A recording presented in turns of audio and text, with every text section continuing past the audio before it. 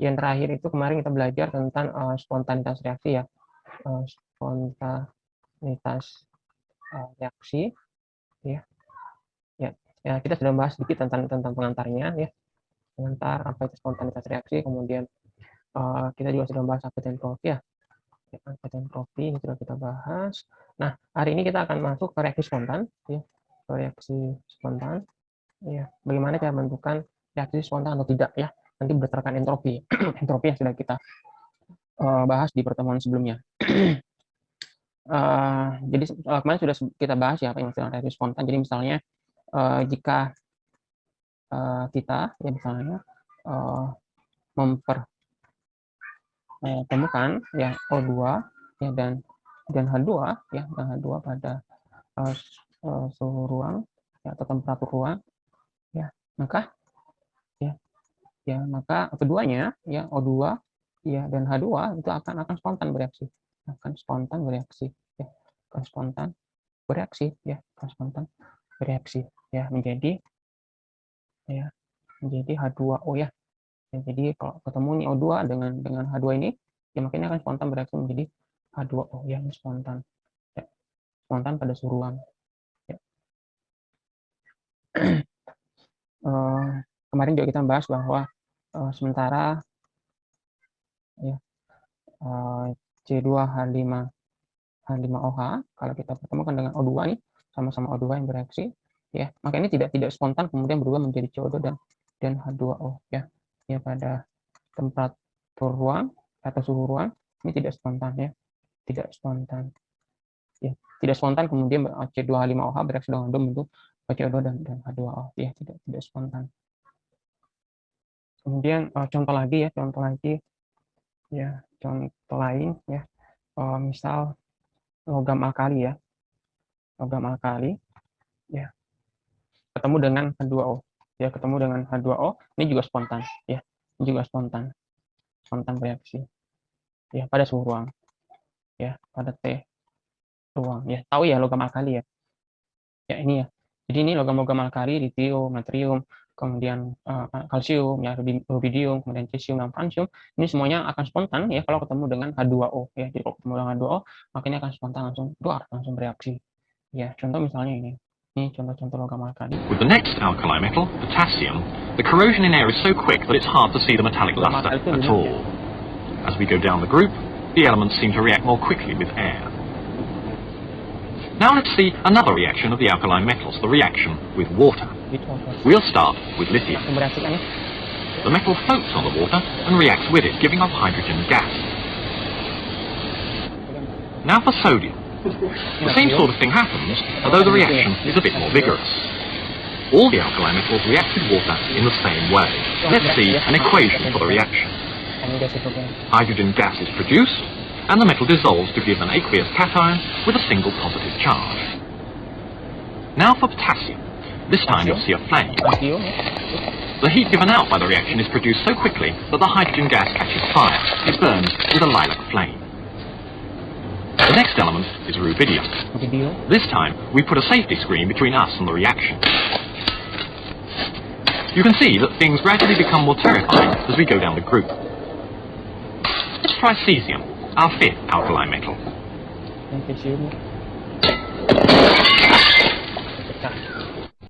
Nah itu ya bagaimana contoh-contoh reaksi spontan ya, reaksi kimia pokoknya spontan ya. Jadi reaksi yang ketika ketemu antar reaktannya, misalnya O2 dengan H2 ya, kemudian antara logam-logam alkali ya dari litium, kemudian natrium, kalsium, cesium, rubidium, ketemu dengan reaktan lain H2O dalam hal ini, maka dia akan spontan bereaksi. Ya, spontan bereaksi pada temperatur ruang. Beda dengan ini alkohol. Ini alkohol ketemu sama oksigen ya.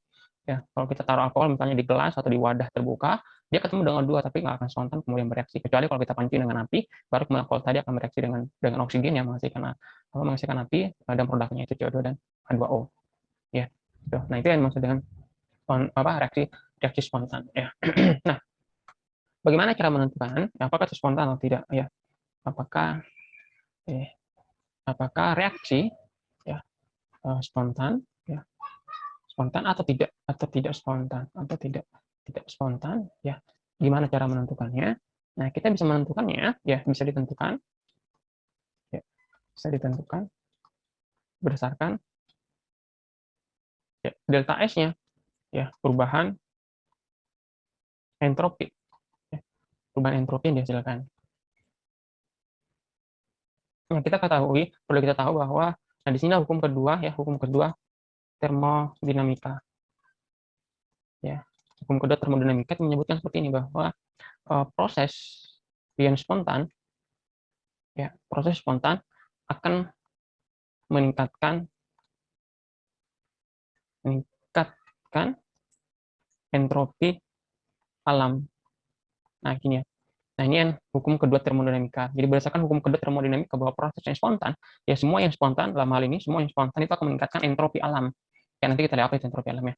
Ya, itu akan meningkatkan entropi alam. Nah, sehingga berdasarkan ini, ya maka kita bisa menentukan apakah reaksi spontan atau tidak berdasarkan kenaikan ya, berdasarkan perubahan entropi alam. Kalau ternyata entropi alamnya naik akibat sebuah reaksi kimia, berarti reaksi kimia itu spontan. Tapi kalau kemudian entropi alamnya malah turun akibat sebuah reaksi kimia, berarti reaksi kimia itu tidak spontan.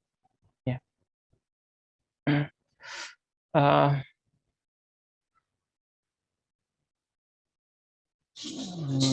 Entropi alam maksudnya gini teman-teman, entropi alam itu maksudnya gini. Ini misalnya ya, contoh misalnya gini. Ya, ini wadah. Ya, ini sebuah wadah, misalnya kita isi air. Ya, kita isi air. Ya. Nah, di atasnya air ini kan ada molekul-molekul udara. Ya, ada molekul-molekul udara. Ya. Begini. Nah, maka kalau seperti ini, kita sebut di sini ada dua entropi di sini. Ya, jadi di sini ada dua entropi. Ya. Nah, entropi pertama ini adalah entropi sistem. Ya, dalam hal ini kita sedang mengamati air kan ya. Berarti entropinya ini adalah entropi sistem. Ya, yang bisa disebut dengan delta atau bisa disebut dengan S sistem. Ya.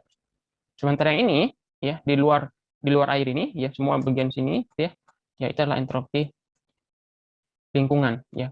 Ya karena dia berada di luar sistem kan ya. Sistem kita adalah air ini. Sistem kita adalah air ini. Ya sementara selain air ini di luarnya itu adalah entropi lingkungan. Ya kan ya.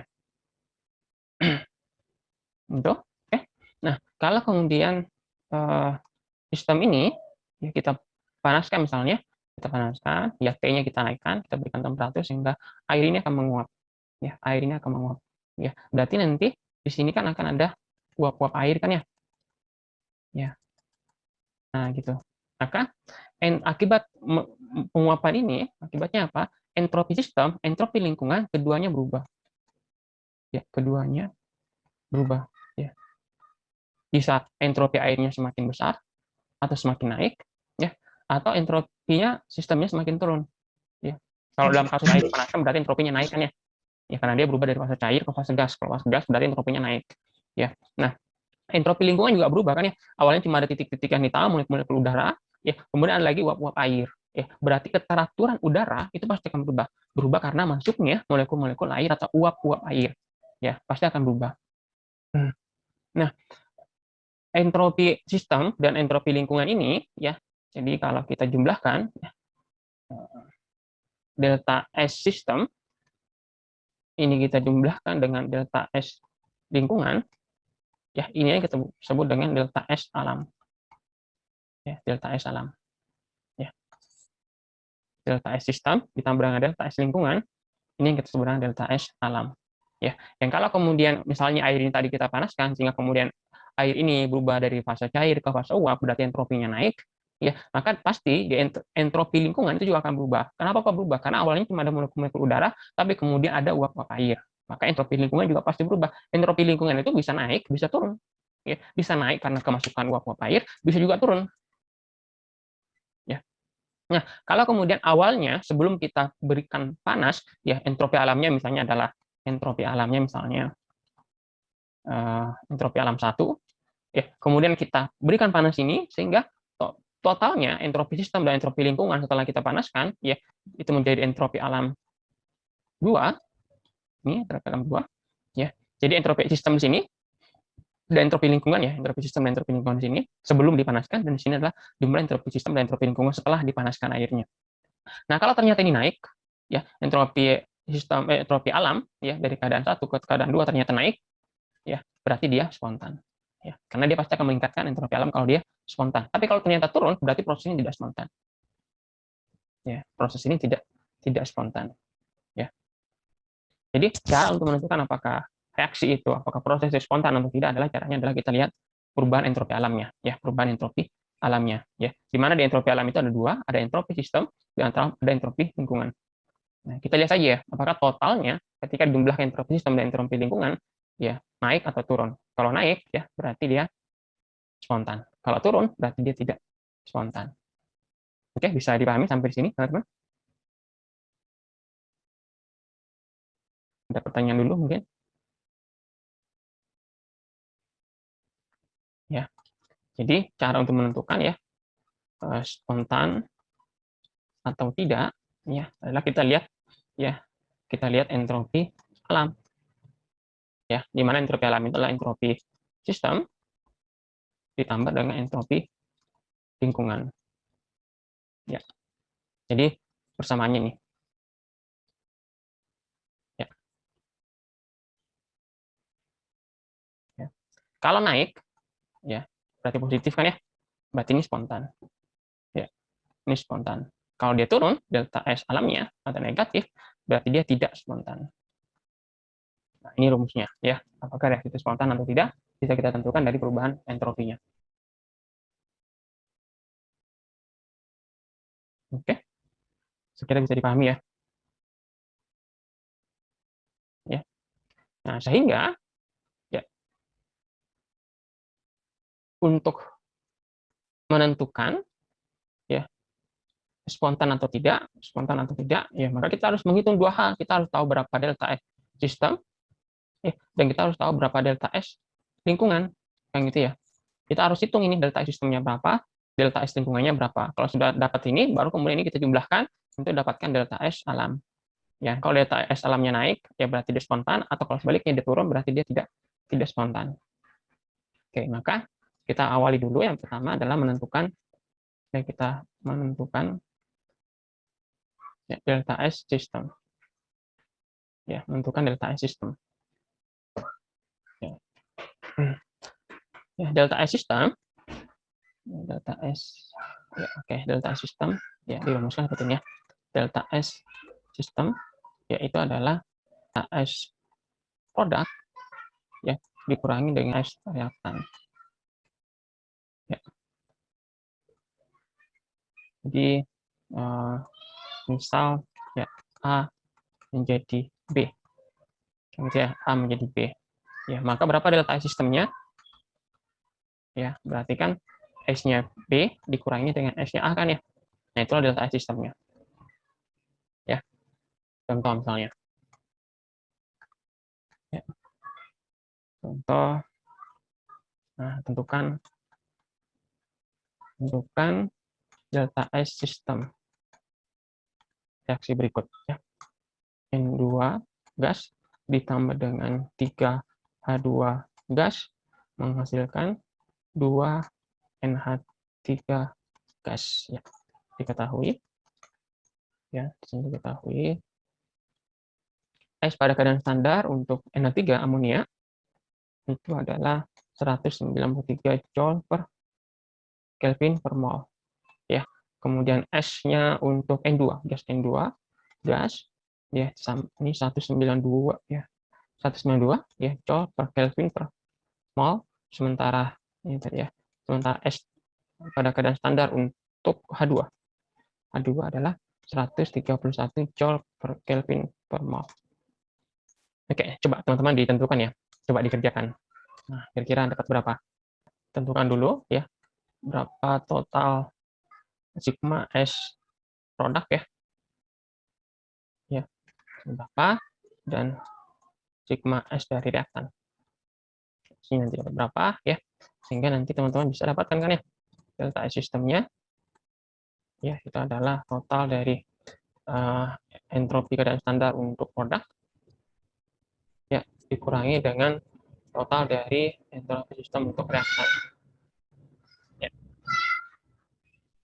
Kira bisa ya ditentukan. Teman-teman bisa dapatkan angkanya berapa.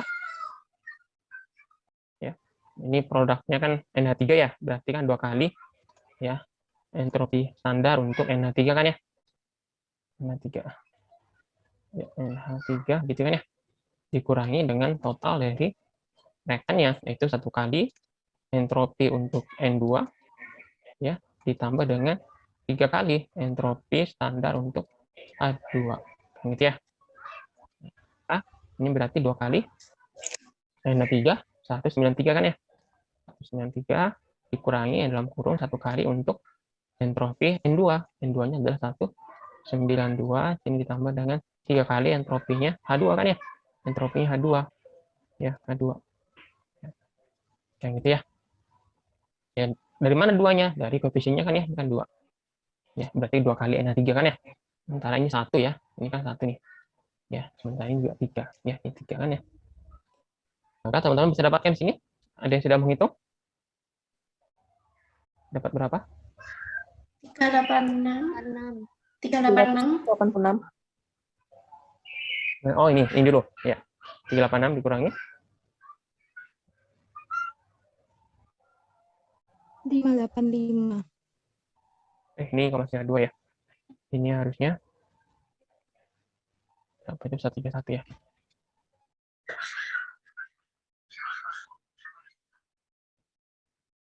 Ada yang sudah dapat? 585. 585. 5, 85. 585. Jadinya berapa nih? Minus Min 199. 199. Ya, berapa? Min 1 Minus joule per Kelvin per mol ya. Oke, saya salah ya. Sorry teman-teman, saya salah. Saya tadi sorry. Molnya ini harusnya nggak ada ya. Maaf ya. Ini dicoret ya. Ini salah nih. Harusnya ini molnya nggak ada. Kenapa nggak ada? Karena saya salah. Ini kan 2 ini. Ini 2. Maksudnya kan 2 mol kan ya. Ini 2 ini. 2 ini kan 2 mol kan ini. Kan 2 mol NH3 kan ya. Berarti di sini maksudnya ada mol di sini ya. Sini maksudnya 2 mol. 193 ini kan joule per Kelvin per mol kan ya. Berarti molnya kan dicoret. 193 ini kan joule per mol per Kelvin kan ya. Nah, berarti ininya dicoret nih, molnya dicoret, ininya dicoret. Berarti sisa joule per Kelvin, ini juga sama ya. Sisa joule per Kelvin, ini sisa joule per Kelvin. Karena ini tadi 2 mol dikali dengan 193 joule per mol per Kelvin, berarti molnya dicoret. Ini juga sama ya, molnya dicoret, ini sama molnya dicoret. Data di sini tidak ada molnya ya, jadi cukup 199 joule per Kelvin. Ya, oke, maaf ya tadi saya lupa itu. Nah, ini ya, ini cara untuk menentukan delta S sistem. Ya, cukup menghitung total berapa entropi di produk dikurangi dengan total entropi di reaktan. Maka kita akan ketemu delta S sistem. Ya. Nah, yang kedua yang akan kita tentukan, kalau tadi ini yang pertama adalah menentukan delta sistem, sekarang yang kedua adalah menentukan ya, delta S lingkungan. Ya, menentukan delta S lingkungan. Ya, ya sama, reaksinya sama. Ya, misal tadi itu reaksinya, misal reaksi tadi reaksinya itu kan N2 ya. N2 ya. Ini adalah gas ya, bereaksi dengan tadi 3H2 ya tadi ya. 3H2 ini juga adalah gas menghasilkan NH3 kan ya. NH3 gas di sini dapat N2 ya. Oke. Nah, di sini diketahui delta H-nya ya, delta H-nya adalah minus 92,6 kilojoule ya, kilojoule per mol. Ya, diketahui entalpinya. Kalau negatif itu berarti apa? Exo apa endo? Exo. Ya. Jadi kan ceritanya gini. Ya, ceritanya kan gini ya. Ini. Ya. Ini ada 2 gas ya. Ini ada gas N2 ya, gas N2 gitu ya. Gas N2 sama gas H2 ya. Gas H2 ya dalam wadah seperti ini. Ya, dalam wadah seperti ini. Kemudian kedua gas ini bereaksi ya, bereaksi menghasilkan gas juga ya. Ini bereaksi kan ya, menghasilkan gas NH3 ya. Jadi melepaskan gas NH3 kan ya. Ya. Nah, ini adalah reaksi yang exo. Ya, kalau exo itu artinya dia melepas panas kan ya. Dia melepas panas. Exo kan ya. Ini kan exo. Ya. Dia melepas panas. Kelihatan dari mana? Dari tanda negatif di sini ya. Kan entalpinya min 92, berarti dia exo. Kalau exo itu berarti melepas panas ya. Ini eksotermis. Ya, melepas panas. Panas yang dilepas itu kemana? Ya, melepaskan panas siapa? Sistem kan ya? Sistem. Reaksi ini kan ya? Dilepaskan kemana panas itu? Panas itu kemana? Lingkungan. Lingkungan. Ke lingkungan. Ya, jadi karena dia exo, maka dia akan melepaskan panas. Dan panasnya ya diterima oleh lingkungan. Ya, ya kemana lagi? Pasti ke lingkungan kan ya? Ya, dia melepaskan panas dan panas itu diterima oleh lingkungan. Kayak gitu ya. Ya, akibatnya apa? Ya, akibatnya apa kalau panas diterima oleh lingkungan? Akibatnya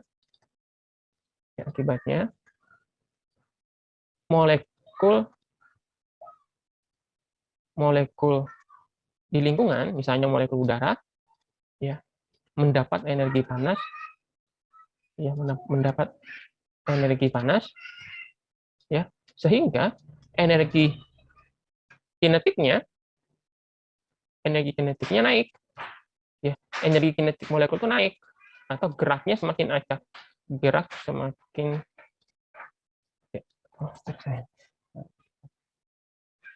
semakin acak, ya kan ya? Kan melepas link panas nih, dia keluarkan panasnya diterima oleh siapa? Oleh lingkungan. Ya, akibatnya apa? Molekul-molekul yang ada di lingkungan dia itu akan bergerak, ya. Karena dia ada energi panas kan ya, udaranya semakin cepat bergerak, ya, gerak semakin acak, ya, atau ya entropi lingkungan naik, ya enggak? Benar nggak teman-teman? Benar kan ya? Saya ulangi lagi ya, jadi dia melepaskan panas ke lingkungan, ya, otomatis panas tadi pasti akan diambil oleh molekul-molekulnya, ya, sehingga molekul-molekulnya semakin cepat bergerak, semakin acak bergerak. Kalau semakin cepat bergerak, semakin acak bergerak, itu berarti entropi lingkungan naik, ketidakteraturan, keacakan lingkungannya naik, ya, berarti entropi lingkungan sedang naik. Oke, bisa dipahami?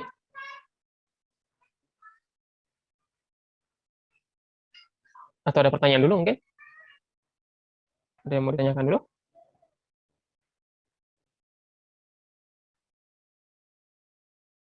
Semoga bisa dipahami ya. Silakan jika mau ditanyakan dulu atau kurang dipahami misalnya. Ini paham nggak kira-kira maksudnya?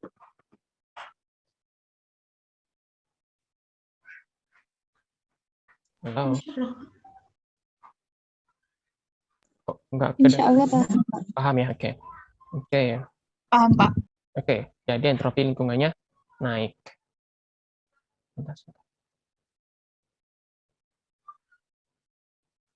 Oke.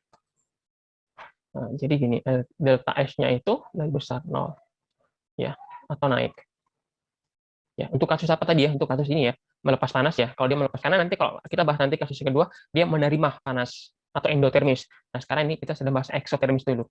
Ya, jadi ini untuk kasus ya, eksotermis ya. Untuk kasus eksotermis ya. Jadi kalau kasus eksotermis ya, maka nanti entropi lingkungan itu akan naik ya, karena menerima panas ya dari sistem. Ya. Nah, kenaikan entropi lingkungan sebanding dengan panas yang dilepas sistem. Benar nggak?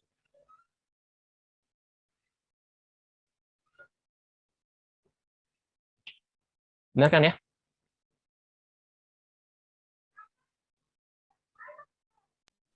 Iya, Pak. Kenaikan entropi lingkungan, kenaikannya delta S lingkungan ini, sorry ini lingkungannya, itu pasti akan sebanding dengan banyaknya panas yang dilepaskan oleh sistem tadi, ya, karena tadi sistem kan melepaskan panas.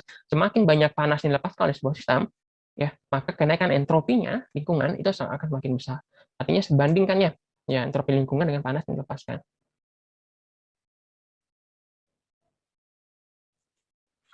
hapusnya. Ya. Oke, berarti kita bisa katakan bahwa delta S itu ya,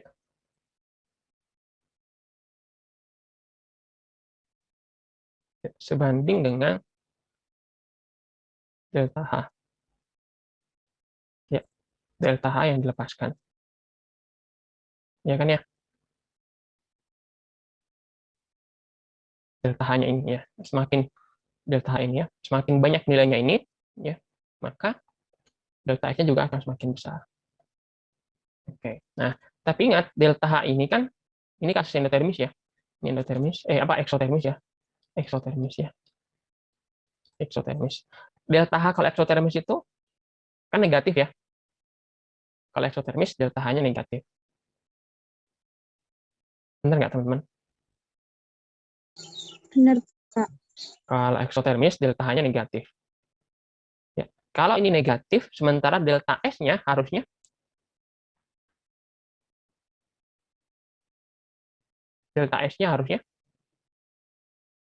ini Positif. positif kan ya? Positif. Ya, agar Ya. agar delta S-nya tetap sebanding positif, ya berarti nanti sini dikalikan dengan min kan ya. Kan delta H-nya kan sudah min. Delta H-nya kan sudah min ya, karena dia eksotermis berarti delta H-nya min. Berarti nanti sini min kan ya. Kalau min dikalikan min, maka nanti delta S-nya itu akan tetap positif. Ya, berarti untuk kasus eksotermis, delta S lingkungan, ini lingkungan ya, delta S lingkungan itu akan sebanding dengan negatif delta H-nya. Oke? Nah, sekarang temperatur. Bagaimana pengaruh temperatur? Ya. Jadi, bagaimana pengaruh T? Pengaruh T. Pengaruh temperatur ya. Kayak gini, teman-teman.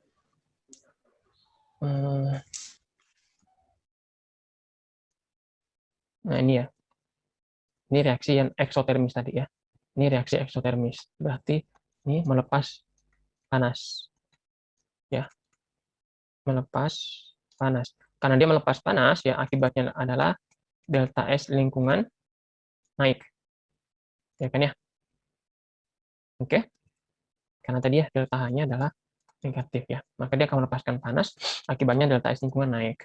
Nah, di luarnya ini kan sudah ada T ya. Jadi misalnya gini. Apa namanya? Di luar gelas ini kan ada T ya. Ada temperatur lingkungan. Ya, benar ya? Ya, jadi di gelas ini, apa maksudnya di sekitar gelas ini kan ada temperaturnya. Di sekitar gelas itu kan ada temperaturnya. Ya, kita sebut dengan temperatur lingkungan. Oke, coba diperhatikan ini agak sulit nanti mencernanya. Oke, saya tanya nih teman-teman nih. Kalau temperatur lingkungan ini tinggi, ya, jadi reaksinya belum dimulai. Ya, kan teman-teman coba bayangkan reaksi belum dimulai. Misalnya reaksi ini tadi ya, misalnya reaksi ini tadi belum reaksi nih. N2 sama H2 belum reaksi. Ya, belum reaksi, ya. Nah, temperatur di luar gelas ini, misalnya ini kita sebut dengan T lingkungan, ya T lingkungan, misalnya kita awal dari rendah dulu, sangat rendah, ya berarti dingin ya, sangat rendah, ya sangat rendah. Kemudian reaksi ini terjadi, H2N2 bereaksi, ya ketika dia bereaksi berarti dia akan melepaskan panas, panasnya diterima oleh lingkungan, ya kan ya, otomatis T lingkungan akan naik, ya enggak? Halo? Iya, Pak. Iya, Pak. Ya, otomatis lingkungan akan naik karena dia menerima panas kan ya. Nah, kalau T lingkungan naik, ya otomatis juga delta S lingkungan, ya delta S lingkungan juga naik, kan gitu ya, karena temperatur lingkungan naik. Oke, nah sekarang kasus kedua, kayak sama kayak ini ya, atau nggak usah pakai ini. Nah sekarang kondisinya kita ganti. Nah, gini, tadi atas jangan saya hapus ya. Oke, nah, sekarang kalau bukan rendah tapi Jadi ini belum bereaksi, kalau tadi rendah ya, rendah kemudian dia naikkan ya. Sekarang dengan cara yang sama, misalnya temperatur lingkungannya tinggi, ya kan ya. Kemudian ini kita reaksikan. Ketika ini bereaksi, maka dia akan melepaskan panas. Panasnya diterima oleh lingkungan. Ya, panasnya diterima oleh lingkungan. Karena meskipun temperatur lingkungan sudah tinggi, karena dia menerima panas lagi dari dalam sistem, dari reaksi, maka T-nya tetap akan naik. T-nya tetap naik. Kan itu kan ya. Delta S lingkungan tetap naik. Delta S lingkungan tetap naik. Ya kan ya? Ya, jadi saya ulangi lagi. Kasus kedua ini, yang merah ini, ya, temperatur lingkungannya sudah tinggi. Nah, kemudian reaksinya melepaskan panas. Kemana panas itu? Ya ke lingkungan. Akibatnya apa? Temperatur lingkungan pasti akan naik lagi. Meskipun awalnya sudah tinggi, tapi dia tetap akan naik karena dia menerima panas kan ya. Berarti kan dia akan naik lagi. Ketika dia naik lagi, otomatis delta S lingkungan juga naik kan ya. Ya sama kayak yang pertama tadi. Tapi di antara kedua ini, start dari rendah, start dari tinggi, kira-kira delta S-nya yang lebih signifikan naik yang mana? Yang suhunya naik signifikan itu yang suhu lingkungannya nggak terlalu tinggi, Pak. Yang rendah kan ya? Yang masih rendah. Yang masih rendah, maka dia naiknya akan signifikan dibandingkan dari yang tinggi ini. Ya. Kan gitu kan ya. Awalnya misalnya gini kan ya. Delta S targetnya di sini. Ya, ini delta S akhir. Ya, kalau dia berawal dari sini, ya, yang satunya dari sini misalnya, ya, ini sudah T-nya sudah tinggi, ini T-nya masih rendah, naik ke sini, ya, maka delta S-nya ini dengan delta S-nya ini, ya sama-sama naik, tapi kalau delta S-nya dari rendah, ya, delta S-nya lebih besar. Gitu kan ya? Ya, berarti semakin besar temperatur atau T lingkungan, ya, delta S-nya, perubahan delta S lingkungannya semakin kecil. Bisa dipahami? Dan sebaliknya, jika temperatur lingkungannya rendah, ya, maka delta S-nya, perubahan delta S-nya akan besar. Ya kan ya? Saya ulangi ya. Jadi, jika T lingkungan besar gitu kan ya, maka delta S-nya kecil. Ya, delta S-nya tetap naik, tapi kecil naiknya. Sebaliknya, jika T lingkungannya rendah, ya, delta S-nya naik. Delta S-nya ini naik, tapi ya, dan naiknya besar. Ya, kalau rendah ya. Tapi kalau besar, delta S-nya tetap naik, tapi dia kecil. Ya, atau kita bisa tulis seperti ini bahwa delta S lingkungan itu akan berbanding terbalik dengan T lingkungan atau T gitu kan ya. Oke. Jika digabung, ini jika kita gabung, ya, tadi delta S lingkungan itu, ya, sama dengan min delta H, berarti ini ya, per T. Ya, ini untuk eksotermis. Oke kan ya? Nah, ini. Jadi ini persamaan untuk delta S lingkungan. Ya. Cukup kita tahu berapa delta H-nya dan berapa T-nya, maka kita bisa menghitung delta S lingkungan. Ini untuk kasus yang eksotermis. Ya, ini untuk kasus yang eksotermis. Ya. Misal untuk reaksi tadi ya. Misal tadi ya, contoh tadi reaksinya ya.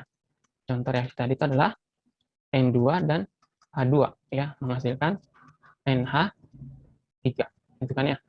Ini tadi berapa? 3, ini 2 ya. Ini.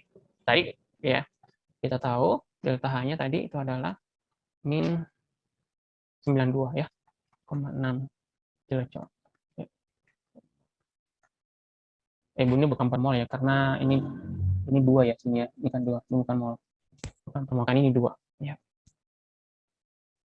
Oke. Ya, maka tentukan, kalau pertanyaan adalah tentukan delta S lingkungan, ya, tentukan delta S lingkungan pada 298,15 Kelvin. Nah, gitu. Maka ya, kita bisa menentukan nih delta S-nya lingkungannya itu sama dengan minus ya, saya ulangi, kita tulis dulu rumahnya ya, itu min delta H per T. kan ya. Ya, berarti min delta H-nya ini kan ya. Min 92,6. Ya. Oke ya, minus 0,6 per 298 ya, 15. Ya, ini kilojoule ya, ini kilojoule. Ini dapat berapa teman-teman?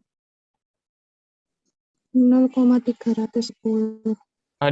Dikalikannya aja sekalian. Dikali 1000 coba. Dikali 1000. 310. 300. 310,58. 310,58 joule ya. Karena tadi K-nya sudah kalikan 1000 kan ya. Oke, ini adalah delta S lingkungan. Ya kan ya? Maka kita dapat nih delta S alam. Delta S alam tadi apa rumusnya? Rumusnya delta S alam? Delta S sistem Delta S sistem lingkungan. kurang dengan lingkungan. Mana? Delta S sistem? Ditambah Delta E, ditambah ya. Tambah delta S lingkungan. Delta S sistemnya tadi 9, ya, benar ya, minus 199 ya. Oke, joule per Kelvin. Ya, itu benar ya, joule per Kelvin. Kemudian ditambah dengan delta S lingkungannya. Delta S lingkungannya ya 310,58. Ini kan joule per Kelvin juga ya, karena kan ini T. Ini kan T nih. Kalau T itu Kelvin kan ya. Ya, gitu kan ya, Kelvin. Berarti ini maksudnya kalau ini kan Kelvin di bawahnya. Ya, berarti tidak sama ya, ini joule per Kelvin ya. Ini juga joule per Kelvin. Maka teman-teman dapatkan sini. Ini dapat berapa jadinya? 111,58. 111,58 joule per Kelvin. Ini spontan atau tidak? Ini spontan atau tidak? Spontan. Spontan. Kenapa spontan? Spontan. Kenapa spontan? Karena hasilnya positif. Hasilnya positif. Ya, artinya positif atau lebih besar dari 0 kan ya. Nah, kalau delta S lebih besar dari 0, ingat hukum kedua termodinamika, ya hukum kedua bahwa reaksi spontan, proses spontan entropinya pasti naik. Entropi alam ya, entropi alam pasti naik. Ya. Itu. Oke, bisa dipahami sampai di situ?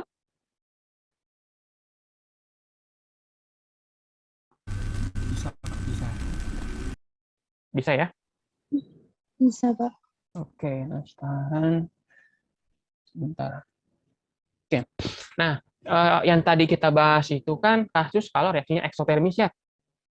Kasus reaksi eksotermis. Ya. Sebenarnya eksotermis atau endotermis, delta S sistemnya sama saja. Cara menentukan delta S sistemnya sama. Ya, total entropi di produk dikurangi dengan total entropi di reaktan. Yang berbeda nanti di sini, delta S lingkungannya. Kalau eksotermis rumusnya seperti ini. Eksotermis ya, delta S lingkungan sama dengan min delta H per T. Nah, sekarang kita lihat endotermis. Ya. Sekarang yang endotermis. Endotermis. Contohnya misalnya, ini saya ada reaksi di sini, NH4, NO3. Ini garam, kemudian garam ini dia terurai menjadi NH4. Ya, menjadi ion amonium ya. Ini aqueous, yang ditambah dengan ion nitrat, NO3, ini juga aqueous. Ya. Nah, ini endotermis ya, delta H-nya positif, yaitu 25 kilojoule. Ya, 25 kilojoule. Oke, 25 kilojoule.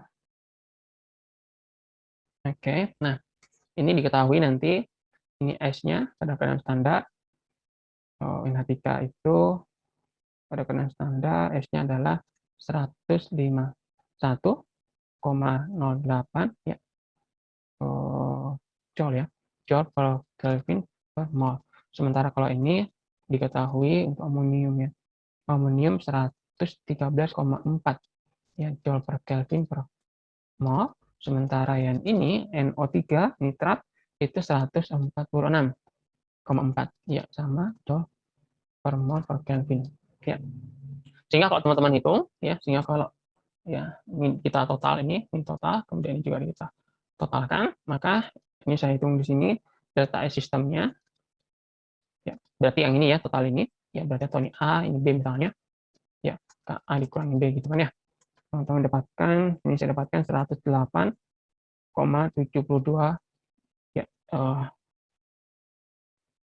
ya, joule per Kelvin. Ya, joule per Kelvin. Ya, nanti teman-teman bisa hitung sendiri. Ya. Nah, sekarang kita lihat, ini sistemnya. Sekarang kita lihat delta S lingkungannya. Ya, delta S lingkungan. Ya, untuk kasus ini, endotermis. Ya, untuk kasus endotermis. Ya, kasus endotermis. Nah, endotermis itu kan dia menyerap panas ya. Menyerap panas. Dari mana panas diserap? Dari Lingkungan. lingkungan kan ya? Di lingkungan. Ya, Dari lingkungan. Kalau dia menyerap panas dari lingkungan, akibatnya apa? Entropi, bentar. Ya, entropi lingkungan ya, pasti turun. Logis nggak kira-kira? Benar kan? Iya, Pak. Entropi lingkungan pasti turun. Kan gitu ya. Oke? Nah, jadi semakin besar entalpi ya, atau saya tulis di sini ya. Jadi semakin besar entalpi endotermis ya, endotermis berarti kan semakin banyak panas yang diserap. Ya enggak? Semakin banyak panas yang diserap. Atau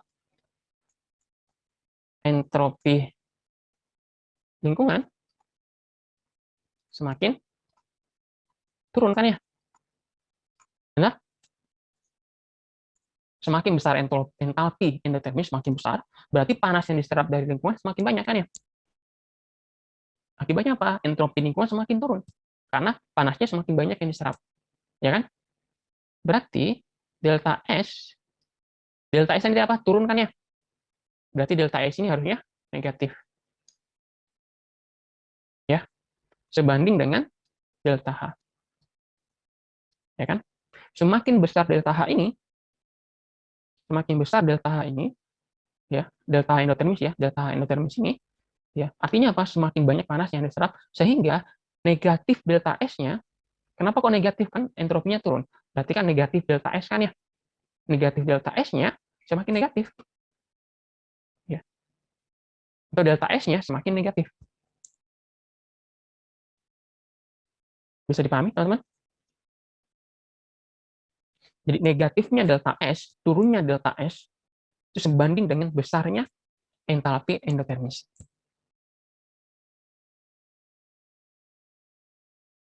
Bisa dipahami?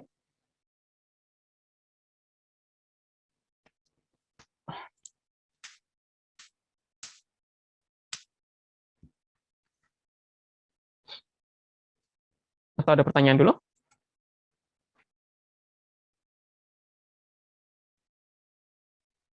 Salah?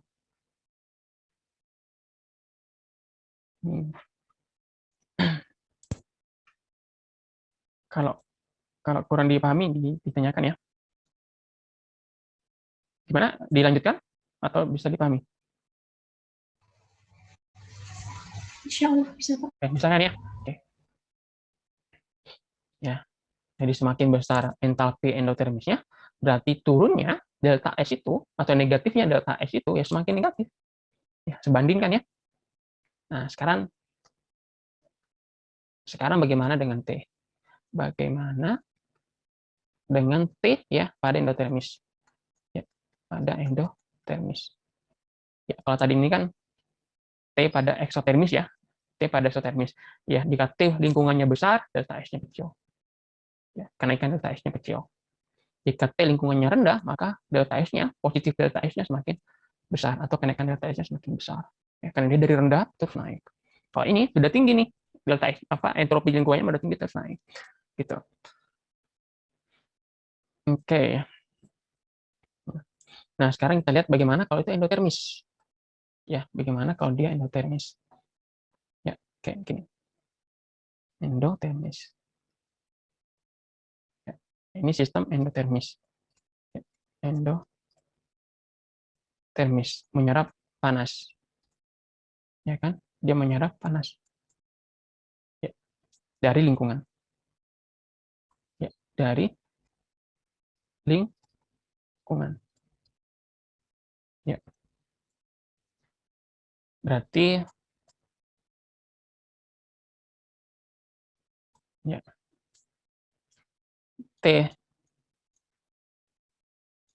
kalau menyerap itu kan berarti dia dari misalnya awalnya temperatur lingkungannya tinggi, ya karena diserap jadinya T-nya rendah kan ya, gitu ya.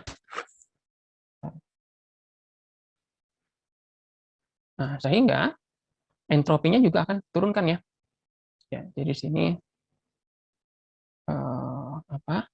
Ini delta S turun ya atau negatif ya. Negatif. Oke, pertanyaan saya gini teman-teman. Kalau T-nya start dari tinggi ke rendah, maksudnya gini, awalnya T-nya tinggi sekali, ya sama kayak tadi ya. Ya, ini ya, misalnya dua kasus nih. Ya, kasus yang merah dulu ya. Ini T-nya sudah tinggi. Ya, T-nya sudah tinggi. Temperatur lingkungannya sudah tinggi. Kemudian bisa diserap, ya kan ya, oleh sistem. Akan diserap kan ya. Maka T ini, ya, T-nya kan turun kan ya. Ya, T-nya turun. Ya, turun ini akan mengakibatkan delta S-nya juga ya turun kan ya. Benar ya? Oke, sekarang kasus yang kedua. Lingkungan ini ya, T-nya rendah. T-nya rendah. Kemudian diserap. Ya, karena diserap, yang rendah ini turun. Ya kan? Yang rendah ini turun. Karena turun, ya, meskipun dari temperatur rendah, tapi kalau turun, entropi juga tetap turun. Benar? Pertanyaan saya, delta S yang turun di sini pada temperatur tinggi dengan delta S yang turun di sini pada temperatur rendah, kira-kira gedean mana? Besaran yang mana? Entropinya yang turun. Ini kan turun ya, akibat temperatur ini dari tinggi ke rendah turun, dari tinggi kemudian turun, ini juga turun nih. Ya kira-kira delta S-nya besaran delta S yang merah ini apa delta S yang biru ini? Yang merah. Ya merah kan ya? Ya kan ya? Iya. Kalau dari temperatur tinggi kemudian temperatur diserap panasnya, maka delta S-nya akan turun, pasti akan lebih besar delta S yang turun dibandingkan kalau dari temperatur rendah. Oke?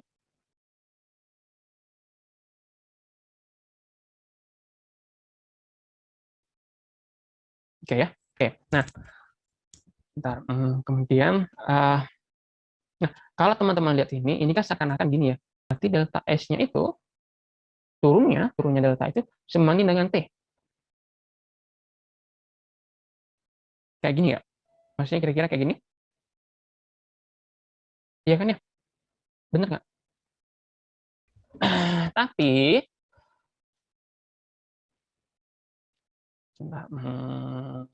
atau saya coba dulu. Bentar ya. Kalau 3, 4. 3 dan 7. Kayak gini ya. 3 itu lebih kecil daripada 7. Benar nggak? Benar ya? 3 itu lebih kecil daripada 7. Tapi kalau gini, minus 3 itu lebih besar daripada minus 7. Iya, Pak. Benar ya? Oke. Nah, ini tadi ya, delta S-nya turunnya itu akan lebih besar kalau T-nya besar. Itu kan ya? Ya. Tapi kalau jadi tadi ini saya minta biar enggak kan gini ya. Jadi delta S tadi ini ya dia akan sebanding seperti ini. Tapi kalau delta S-nya ini ya saya kayak gini ya. Kan rumus awalnya kan gini. Ini delta S sebanding dengan delta H ya. Yang ini. Oke, yang ini kan ya. Ini udah fix ya. Nah, sekarang T-nya ya. T-nya agar sama ini kan min delta S nih. Tapi di sini kan delta S nih. Kalau di sini ada minnya. Kalau saya kasih tanda min di sini, saya kasih tanda min di sini, ya. Ya, maka ini jadinya salah kan ya? Jadinya gini. Delta S itu seperti ini.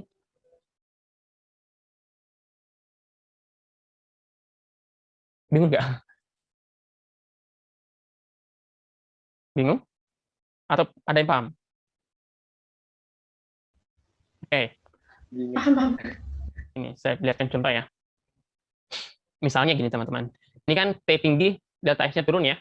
T rendah, delta S-nya tetap turun. Anggaplah turunnya ini misalnya 7. Ini turunnya berapa turunnya nih? 3. Ya kan ya? Sebanding toh? Kalau delta S-nya kalau T-nya tinggi, maka turunnya kan besar nih 7. Ya kan ya? Kalau T-nya rendah, turunnya ya cuma 3. Cuma 3 turunnya. Ya kan ya? Nah, tapi kita mau nih pakai rumus ini min delta S sebanding dengan delta H. Ya, berarti delta S-nya sini di belakangnya kita kasih min kan ya? Untuk agar kita tahu bahwa itu maksudnya turun. 7 itu maksudnya turun. 7 itu bukan naik, tapi 7-nya itu turun masuknya. Ya, maka kita berikan tanda negatif kan ya, sama seperti ini tadi. Ya. Di sini juga sama. Nah, kalau seperti ini udah berbeda kan ya? Kalau tadi ini kita bilang delta kalau ini T tinggi, maka delta S-nya besar, tapi ini minus 7. Kalau kita kasih min. Kalau ini T rendah, tadi kita katakan rendah karena memang 3, tapi kalau kasih min belakangnya sebagai tanda bahwa dia turun, sebenarnya ini turun kan ya? Lebih besar kan ya? Minus 3 itu lebih besar daripada 7. Kalau tadi ini 7 itu lebih besar daripada 3. Iya. Ya kan ya? Tapi kan baru delta S-nya. Itu baru delta S-nya, belum min delta S-nya. Ya, kalau kita pakai min delta S agar sama dengan ini, berarti ada min di sini kan ya? Ada min di sini kan ya? Nah, kalau min sini, sekarang min itu lebih rendah, min 7 itu lebih rendah daripada min 3 kan ya? Oke? Oke, jadi sederhanakan ya. Benar bahwa kalau delta S-nya saja yang kita lihat, turunnya saja, ya turunnya misalnya 7 nih, turunnya 7, ya memang 7 itu, besarnya itu nilai mutlaknya ya, atau kita sebut nilai mutlaknya, ya biasanya ditulis seperti ini ya, jadi nilai mutlaknya, tanpa memperhatikan negatifnya gitu ya, itu yang lebih tinggi kalau temperaturnya tinggi. Tapi kalau 7 itu kita maknai turun, 7 ya, misalnya 7 tadi kita maknai turunnya 7, berarti min 7 itu lebih kecil daripada min 3 kan ya? Iya, Pak. Ya, jadi maksudnya gini, kalau kita hanya lihat nilai mutlaknya saja, maka turunnya delta S sebanding dengan T. Itu kan ya. Tapi kalau kita perhatikan bahwa turun itu artinya negatif, berarti ada negatif di belakangnya, semakin negatif, semakin kecil. Ya, semakin banyak turunnya, ya, berarti semakin kecil nilainya, karena ada minnya kan ya. Ya, berarti negatif delta S-nya itu berbanding terbalik dengan temperaturnya. Semakin tinggi temperaturnya, kalau dia start dari temperatur tinggi, berarti nanti turunnya banyak. Kalau turunnya banyak, berarti lebih negatif. Lebih negatif berarti lebih kecil. Yang itu kan ya. Berarti T-nya besar, lebih negatif. Lebih negatif berarti kecil. Nah, sehingga min delta S itu berbanding terbalik dengan T. Gitu ya. Maka, untuk endotermis,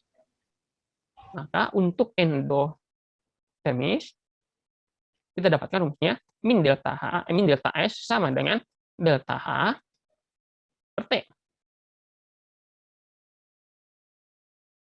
Ya, eksotermis tadi sama sebenarnya delta S min delta H per T. Sama kan sebenarnya ya. Negatifnya sebelah kiri, negatifnya sebelah kanan. Kalau dipindah juga sama aja sih sebenarnya. Nah, gitu ya. Jadi sebenarnya sama. Jadi untuk endotermis dan eksotermis. Ya, delta S lingkungan ya. Ini delta S lingkungan. Sama sebenarnya. Oke. Nah, sekarang kita selesaikan yang tadi. Kita selesaikan yang ini. Ya. 25 ya tadi ya. Oke, 25 kilojoule. Nah, tentukan ya apakah reaksi tadi itu ya. Jadi NH4 NO3 ya menjadi NH4 plus dan NO3 min, delta H-nya adalah 25 kilojoule. Apakah spontan pada 298,15 Kelvin. Nah, gitu ya. Maka tinggal kita tadi delta S system sudah kita dapatkan yaitu 108 ya, 108 ya. 108,72 joule per Kelvin ya. Sekarang delta S lingkungan. Ya, delta S lingkungan. Ya, ingat delta S lingkungan itu ya persamaannya adalah delta S sama dengan delta H per T, tapi sini negatif. Gitu kan ya. Nah, berarti masukkan ini 25 kilojoule ya dibagi dengan berapa? 298,15 Kelvin. Dapat berapa, teman-teman? 83,85. 83,85. 85. Itu dikali 1000 ya, Pak? Iya, dikali 1000 kan ya. Berarti K-nya ini udah hilang ya. Tinggal joule-nya ya, Ampun. per Kelvin ya. Karena kali 1000 toh. Berarti delta S-nya ya, ini delta S lingkungan ya. Ini negatifnya pindah sini kan ya. 83,85. Ya. Maka delta S alam itu adalah delta S sistem ditambah dengan delta S lingkungan. Delta S sistemnya adalah 108,72 joule per Kelvin ditambah dengan min 83,85. Ini dapat berapa, teman-teman? 24,87.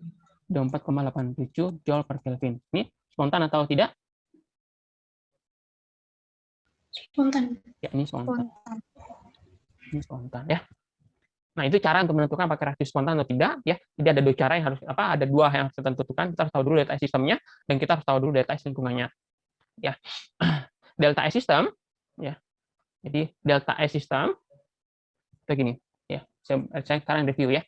Jadi delta S atau gini. Ya. Spontan atau tidak. Ya. Dari mana tahunya? Kita cukup tahu delta S alam. Ya, apakah dia naik atau turun? Kalau naik, maka dia spontan. Kalau turun, berarti dia tidak spontan. Ya. Oke. Untuk tahu delta S alam, maka kita harus tahu delta S sistem dan kita harus tahu delta S lingkungan. Untuk tahu delta S sistem, maka kita harus tahu berapa total ya, total S produk sebelah kanan gitu ya, dan berapa total sigma S reaktan. Ya, ini dikurangi nanti kan ya. Sementara untuk lingkungan, untuk tahu berapa lingkungan, kita cukup tahu ya berapa delta H-nya ya dan berapa pada T berapa reaksi itu. Pada T berapa. Untuk ini persamaannya adalah sama, delta S itulah min delta H per T. Ya. Atau min delta S sama dengan delta H per T. Ini kalau dia exo, ini kalau dia endo. Nah, gitu ya. Ini kesimpulannya. Maka kalau kita masukkan ini, ya, ini delta S ini kita jumlahkan ini, delta S sistem dan delta S lingkungan kita jumlahkan. Ya, sementara ini S produk dan S reaktan ini kita kurangi ya. Ini dikurangi. Ya. Kalau ternyata setelah kita jumlahkan ini antara sistem dan lingkungan ternyata naik, ya positif, ya berarti maksudnya naik itu maksudnya positif. Sementara ini atau negatif di sini, ya kalau dia naik atau positif berarti dia spontan. Ya. Kalau ternyata dia negatif berarti dia tidak spontan. Itu caranya ya untuk mengetahui apakah itu spontan atau tidak. Oke, sampai di sini ada pertanyaan?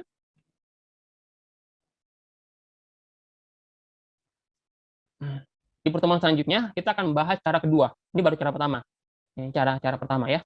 Ini untuk cara pertama. Ya. Nah, ada lagi cara kedua dan kita akan bahas di pertemuan selanjutnya dan cara itu lebih sering digunakan dibandingkan cara ini. Ya. Cara ini boleh, benar ya, tapi cara ini jarang digunakan. Cara yang sering digunakan adalah cara yang kedua. Nanti kita akan lihat di pertemuan selanjutnya. Baik, sekira itu mungkin teman-teman